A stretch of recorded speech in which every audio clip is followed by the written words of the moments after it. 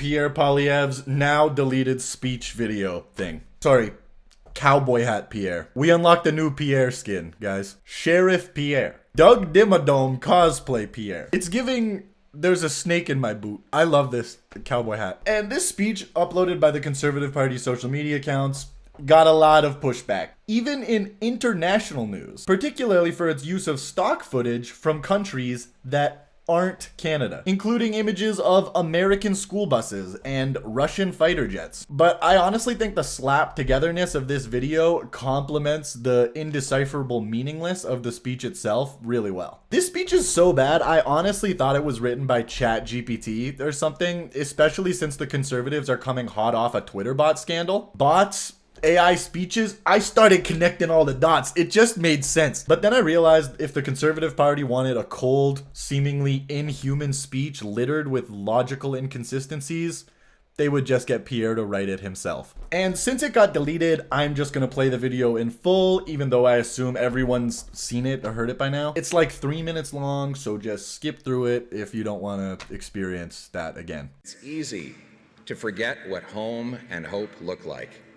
So let me paint the picture of school children, boys and girls, being welcomed by their teacher at the front of the school as they walk in to learn about reading, writing, arithmetic, and our proud history. Before walking in the door, though, they look back at Dad in his pickup truck who's dropped them off. He rolls down that suburban street with his windows open, in the school zone, driving slowly so that he can hear that beautiful crackling sound of hammers pounding nails into Canadian lumber on newly built and affordable Canadian homes.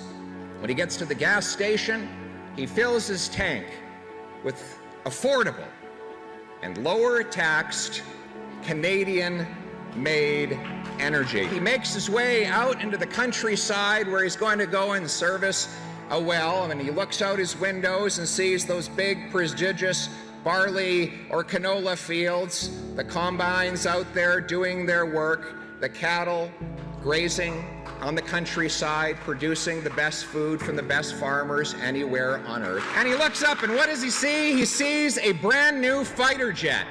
They're doing a training mission in the sky, getting ready to defend our home and native land. The same plane is soon seen from a university campus where kids are hustling off to class, maybe a bit late, having just procrastinated on that university essay, knowing that when they get to class, they will have the chance to debate freely and fearlessly without worry of being censored.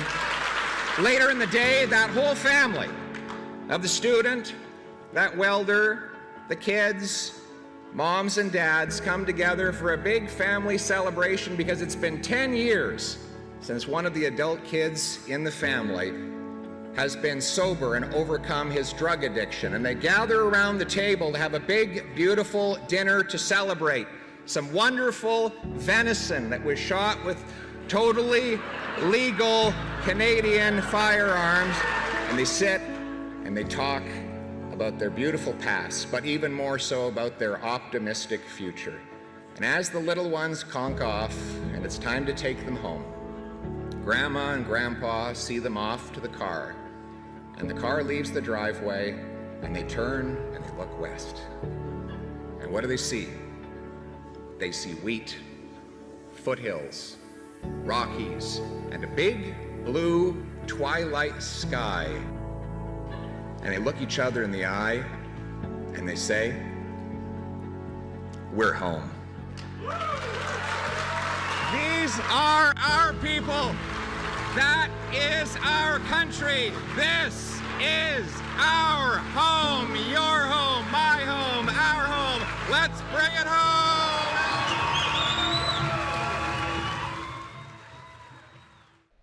So stupid. Okay.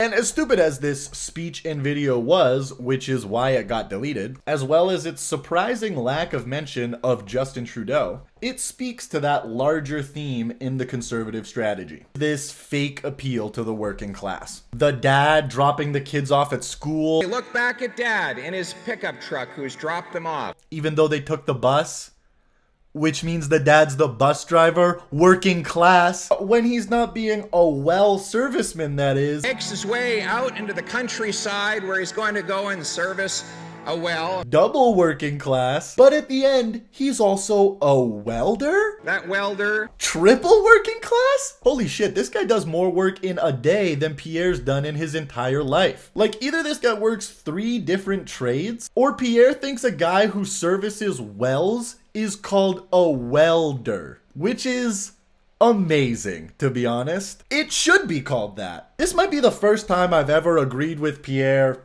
about anything. The working class imagery continues. The construction workers making that beautiful crackle. This is my Pierre Poilievre impression. The construction workers making that beautiful crackling sound of pounding nails into Canadian lumber. Holy fuck, how is that a quote? How is that a quote? The farmer with the combine that actually appears to be a tractor. The single mother of 6 children who sells 3 to a human trafficking ring to put food on the table for the other 3. Hey, Michelle. The electrician who sucks up lightning through his fingertips. Oh, never mind. That's actually from another speech. The electrician who captures lightning from the sky. Electricity from the sky.